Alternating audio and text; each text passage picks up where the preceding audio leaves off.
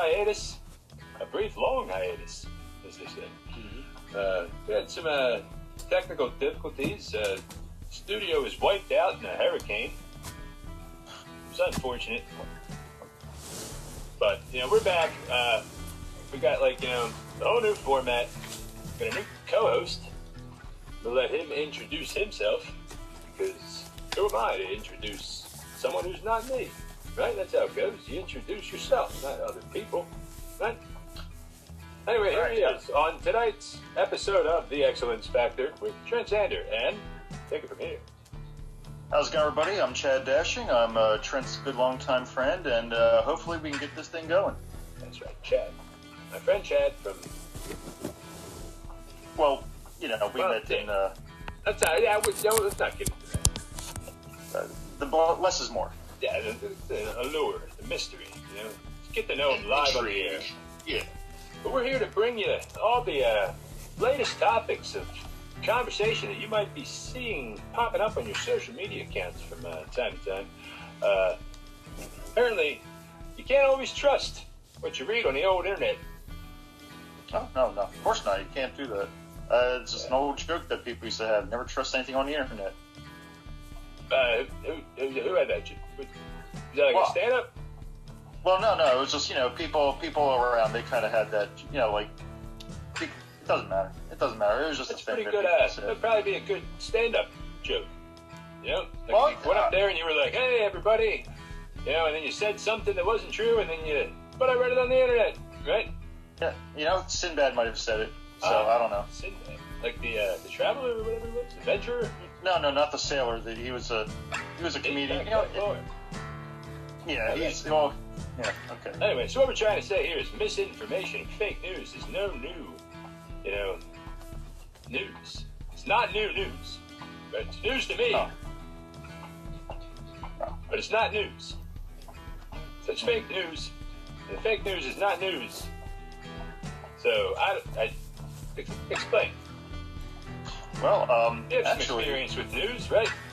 Yeah, I've seen the news. I've watched the news. I read the news sometimes, and unfortunately, what we're seeing now is that there's a lot of misinformation. People kind of pushing their own twisted ideas, whether it be through just kind of no knowledge in a subject and they're just kind of giving opinions, or whether it's just someone trying to push some kind of agenda, or whether it's even someone who's just trying to be satirical and not getting the point across, So you have to kind of look out and take everything with a grain of salt when you're looking at news online. I mean, I'm kind of on a low sodium sort of thing, though. Oh, yeah. Well, I'll take it with just a little bit of caution and care. That's kind of what that means. Okay. I got it. I thought you were talking about the table. No. That's just another thing that Sinbad said. So I gotta watch some of that stand-up comedy. I hear it's a lot of laughs. I like the laugh again. Yeah, it's nice to break up the monotony of all the crying. Well, I don't know how often you cry, Trent, but me, I guess I cry the normal amount of times a day. What would you say is normal? I don't know, usually 2, 3, 4, 5 times, a day. Doing it in the shower for me. Yeah. That's the best place to cry, is in the shower. Hey, you're already wet, You can convince yourself that you're not crying, and then you don't feel like a baby. Yeah. No, I get it. I mean, I don't cry, but And then afterwards, I like to take a bubble bath. Oh. Yeah, a little bit of Mr. Bubble in there, everything's fine. Yeah, I like that. Break out the old rubber ducky. What are you, Ernie? I like to play battleships with my rubber duckies. Oh, okay. We're getting off topic here. I think we are. We're talking about the fake news, and the fake news not being news. So if fake news isn't news, is it fake? That is the question on everybody's mind. So how do you counter fake news when you kind of read about it, Trent? I mean, I know I talked a little bit, but how do you make sure that news is accurate and not fake?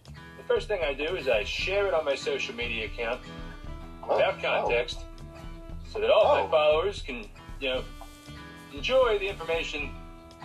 They can chime in. I wouldn't want them to miss the information. That seems. Well, yeah. Missed information is, it's the real problem. No. It's misinformation, not missed information. Miss. Misses? No, not misses. No, it's not. It's a different kind of miss. Well, but yeah, whatever. We're getting off topic again. Anyway, so you're saying people lie, and you're asking me what I do when I hear the lies or read. Yeah, exactly. Well, I just believe them because I don't know that they're lies. What am I supposed to do? I mean, am I supposed to go to the library or Google? I mean, I can't trust the internet. Can't trust the news. So somebody tells me something, I'm like, well, that must be true. It wasn't from the internet. It wasn't from the news. Well, my buddy Carl. Oh, Carl can lie to you just as easily as online Carl can lie to you. Yeah, what now? Well, if something sounds kind of fishy, it's often better to kind of look into it. Maybe pull some trusted sources, online. What does a fish sound like? Glub, but that's not what we're going by. When something doesn't sound right, when it doesn't really add up, it's often better to just go online, kind of make sure that everyone's reporting. It's like say, when you always get those fake stories that a celebrity is dead. Who? I don't know. Off the top of my head, maybe The Rock. Maybe they said The Rock is dead. No, The Rock is not, folks. The Rock is perfectly fine. He's still, and that's the thing. Like, if you can't always take someone at their word that that something like that has happened. You always have to go on and make sure. Like, because The Rock would tell me that he's not dead, even though the news or one news source says that The Rock died. So yeah, it's always good to kind of go online and check for those things because that does happen. But where do you go so the first thing I do is I share it to all of my followers, which you shouldn't do that, but that's fine. Who span the globe, and then I tell them, "Hey everyone, you got to see this." Mm-hmm. And then, because I figure, if it's false, they're gonna come back and be like, "Hey, this is not what I read," or whatever. They're gonna correct you. So you're just kind of. That's not what Carl told me. Yeah, you're kind of gauging that the people will kind of respond to it and correct you if you're wrong. I type it in all caps. Well, I can't fault that. I mean, that isn't very sound logic because misinformation does get spread that way. But if someone corrects you and says, "Hey, I know that Carl said The Rock's dead, but The Rock's not dead," would you believe them if they told you, if they countered you and said, "Hey, that's not true at all," or would you continue pushing your story? Well, if I find out, if Carl tells me The Rock's dead, he's not dead, and I find out that The Rock is not dead, and I can't trust Carl, I can't trust the guy who told me he's not dead, I don't know how to get to The Rock. Well, I've never been there. What Rock are you talking about? What Rock are you talking about? I'm talking about the wrestler, the actor, Yeah. That's us. Okay. He's dead. Oh, well, no, he's not dead. That's the thing. He's fine. Right. As of time of recording, it's confusing. Well, yeah, and that's one of the pitfalls when you have misinformation like this. Everyone is in a hurry to share news that they think is exciting or tragic or eye-catching, but unfortunately, it's kind of like whispered down the lane. Like, these things just keep on going farther and farther and get more and more distorted. I like good news. Yeah, But I could share fake good news. Well, just so-and-so won the lottery today. And then you just put out those good vibes into the mainstream. I do appreciate that line of thinking, but unfortunately, I know. Yeah, well, we do. Say Mary Topplebottom won the lottery, and people are like, "Oh, that's nice. Look how good things are going for old Mary Topplebottom." But who's going to double check, right? Who's going to double check that that someone hit the lottery? That there's even a Mary Toffelbottom. I guess that. I guess in one way that is an interesting perspective. As long as there's no Mary Toffelbottom, no harm, no foul. And if there is a Mary Toffelbottom, then she's got it's on. The onus is on her to correct the story. She's going to need the ticket. Yeah. Yeah. Hey, that's not the fake good news' problem. So what you're recommending is that fake news is okay if it's positive fake news. Is that what you're recommending? That's what I like to do. I'll go. I like to walk down the street and just tell somebody a bold-faced lie just to make them feel better. Oh, okay. Like, let's say I was walking down the street. You don't know me. I'm a complete stranger to you. Like, what's an example of one of these fake lies that you would kind of tell? That's a positive thing. I'll look them right in the eyes and say, let me tell you, you look like an example of wealth. Oh, okay. So... And then I'll chuckle and smirk, and then I'll walk off proudly. So you're just trying to spread good vibes however you can? Yeah, absolutely. Sometimes I'll try to hug them. I'll bump my chest out, like that, signaling that I want to hug. Some people might actually take that as a little bit of a threat. I'll raise my right hand swiftly to indicate that I was going for a high five. Oh, some people might, especially strangers who don't know you, because I kind of know your vibe, Trent, but strangers who don't know you, they might take that as a threat, like you're rearing back to hit them. I just hit them with some good news. Yeah, but like you gotta admit that does seem a little bit like if someone came up to you and just kind of went, raised their hand right up to you and shouted at you, what would you think? That's not what I do. I explained that I. Oh, okay. So you. I notion for the hug with the bump, the chest protrusion. What if someone doesn't like to have a hug? I mean, who doesn't like a hug? I mean, I don't know if I wouldn't hug a complete stranger. Especially nowadays. How are you going to become not strangers? Just get the hug out of the way first. That's what I like to do. To me, a hug is a third meetup kind of thing. Like first time you meet somebody, it's maybe a handshake, maybe a fist bump kind of thing, maybe not even anything, just a hi, how's it going? Second time, you're kind of explaining more, talking about yourself, maybe a little bit closer, but third interaction with someone is where I expect a hug, and only from family. Family, yeah, I guess it's all in how you're raised. My uncle used to hug me all the time. All the time. Yeah, how old were you? 13, 14. Sounds like a jolly man. It was nice. I mean, he'd always be like, come over here and snuggle. And I'm like, yeah. Spreading love, I guess. Yeah, spreading love. He said, he'd say, now you're too old for me. And I'd laugh and then... So, yeah, that's very, I know you're trying to spread good vibes, but maybe we can work on like how to approach that. Especially even good misinformation on social media is still misinformation, and it can actually have terrible effects down the road. Like maybe Mary Wafflebottom.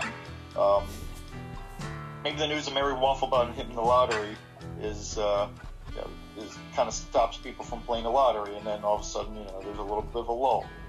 Or maybe that's a good news thing. That's if you're dealing with a bunch of glass half-empty types. Well, unfortunately, I'd say more lottery for everyone. You want more like... So your example is that, wow, if Mary Wafflebottom can hit the lottery, I can hit the lottery. Absolutely. Mary Wafflebottom doesn't even exist, and she won the lottery. So a person who does exist actually has a better chance of winning the lottery. Way better chance. Huh. That's what you focus on. They have an article underneath of that talking about how if you focus on, the positive, everybody wins the lottery. Yeah. And then you have an article under that about, the lottery is what was inside of you all along. Yeah, I think you have and a by point, the end Trent. of this newspaper, there's no lies that were told. So maybe that's a good idea, Trent. I think I'm on board. Let's start spreading some positive lies. I'm in. Like, yeah, give me some examples. Fire off your favorite positive lie. All right, here's the good lie. I now have 2 pairs of shoes. That's a good lie. Yeah, see? Yeah. Nobody gets hurt. I'm having fun. Yeah. I wish, but, you know. You got one? Hit me with one. We're going to have a lie. Have a little bit of a good fake lie. Jesus, this is tough. I don't like lying. I'm always, you know. Yeah, well, you already gave me one earlier. I'm an honest guy. When I was a kid, they used to call me Honest Trent. They did? I don't remember that. We went to school together. I mean, they did. Oh, okay. Not you. They did. They called me and they'd say, "Hey, Honest Trent." They'd be like, "Tell us a lie." And then you couldn't do it. I couldn't even think of one. Wow. I never knew that about you. Do people still call you Honest Trent? Not anymore. No, because you lie too much. I wasn't fond of it. Too much baggage with a name like that, right? Too on the nose. Yeah. I mean, it's not like you're running for, like, political office or something. Yeah, right. It just got, like, stop. Name's Trent, not Honest. Sounds like Ernest. Ernest. Well, here, I got People thought my first name was Ernest. I was like, yeah, they pulled his plug somewhere along the line. Here's a good positive lie. Honest Trent Xander is running for mayor. Oh, that's a good one. Yeah. I have campaign slogans already in my head. Like, yeah, why not? Yeah, exactly. Vote for Trent. That's a good one. Yeah, vote for Trent. How about, let's think, what's your favorite not good fake lie? Seen it a terrible lie? Yeah. Oh, that's, see, now that's a little bit more. Yeah, you just get visceral and you're like, you know what? I bet, your sister's not really happy with how your relationship worked out. That's a low blow, man. That's a low blow. Right. But it's a lie. Yeah, exactly. I know you don't. It's hard to think of bad lies. Like, I don't know, maybe Genghis Khan came back to life. Oh, when? Yeah. No, that was my lie. I was just do that. No, I was doing the lie. Frozen? Well, no, he's dead. But my lie. It's the thing. I was lying. I was saying that hey, he's back to life now. Jesus, I thought it was breaking news. Yeah. I mean, how could you tell the difference? What if we were just sitting here joking around, coming up with lies and back and forth, and then all of a sudden you found out that Genghis Khan had gotten brought back to life? Like, how do you break up the lying and joking about lying and then it's hard to know what to believe. Like, I'm gonna be like, wait, is this a lie or is he really alive? And see, and I think you hit on it, Trent, because that's what you have to do. You have to have that healthy level of skepticism when you're listening to online news sources and just news sources in general. Hey, say skeleton? What? Skeleton? No, to be skeptical, you have to be a little bit of skepticism. Like, I was thinking, terrible image in my head of a giant skeleton Genghis Khan. You don't have to worry about skeleton Genghis Khan. He's not really back. Coming back to life and then just laying on the bed on life support and everybody standing around being like, why did we do this? Well, all the scientists are looking at each other like, what? I don't know. Why did we do this? And then. So you're more worried about the sad life that a guy coming back from the dead is. It brings somebody back from the dead. They're not going to be all youthful and stuff. I mean, still got all the old parts.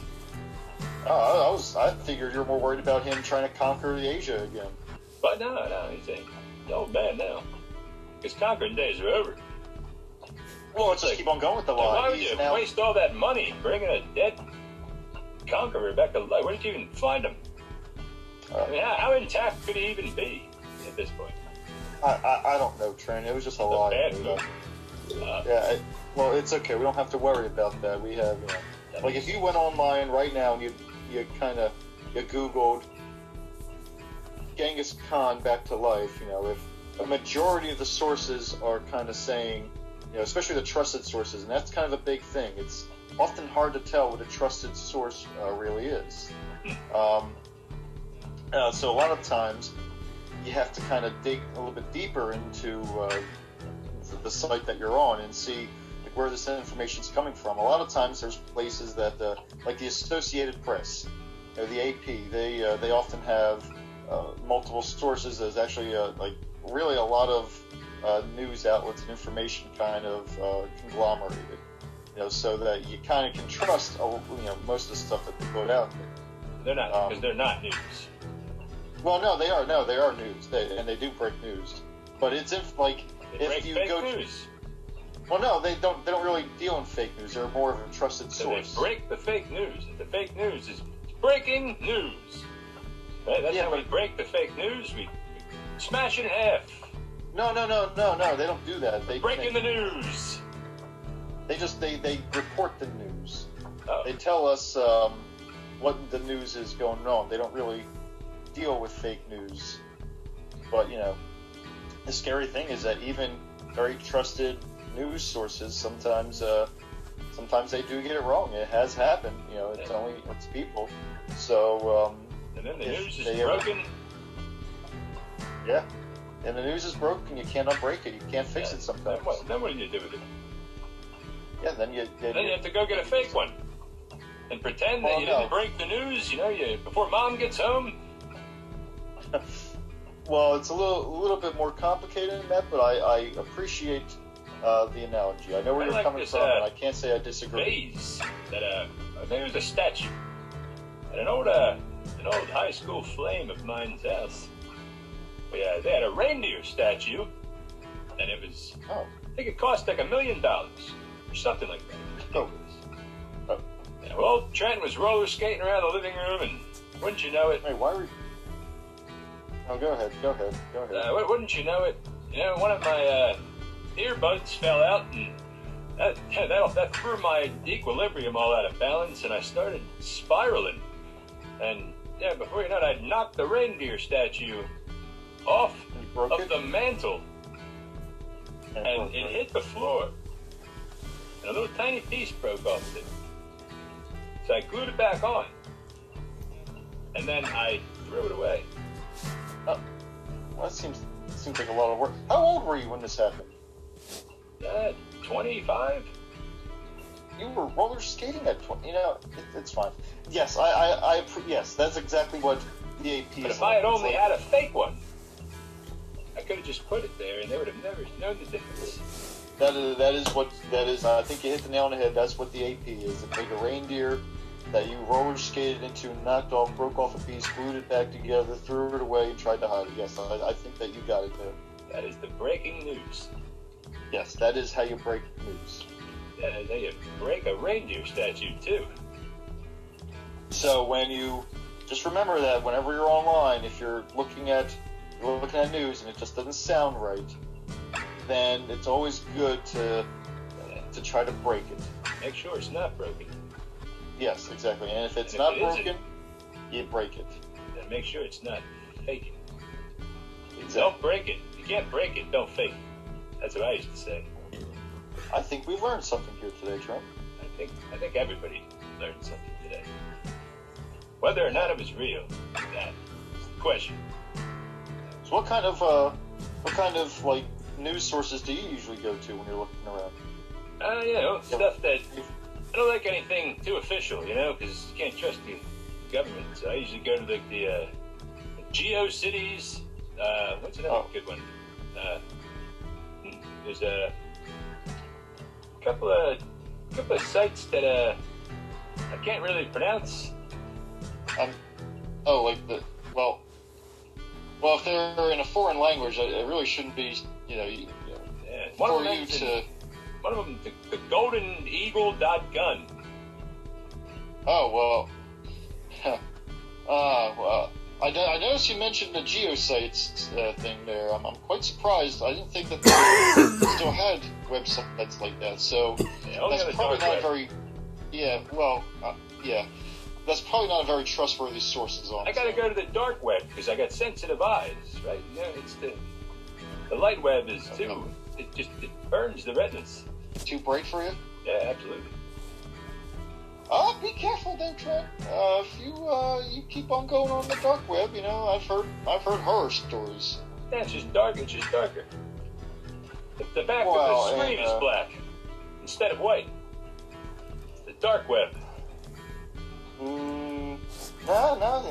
Some people do crimes on the dark web. That's what? Yeah. They use the dark web to commit crimes. Not on the regular web, though, right? Well, I guess they do it on the regular web too, Trent, yes. So the other one's just darker. Yes, it's just darker. It's better for your eyes. Absolutely. That's what I thought. It feels like it's better for my eyes. I mean, I'm an optometrist. Yeah, no, that's I just go, is this better? And then I convince myself it is, and then I just believe it. Trent, if it works for you, then just roll with it, man. Just keep on going with it. Well, that's the secret to survival. Exactly. That is the lottery inside of you. Yeah, the lottery inside of us all. All right, well, I think that should wrap up the first installment of the second or third installment of the, I don't know what number this is or what the hell's going on. But yeah, this is, we fired some producers, we rebuilt the studio, we hired some children, we, Hey, what? We got some animals captive, for the children to pet. And it's, we got a pretty good operation going here. It's a beautiful studio, I have to admit.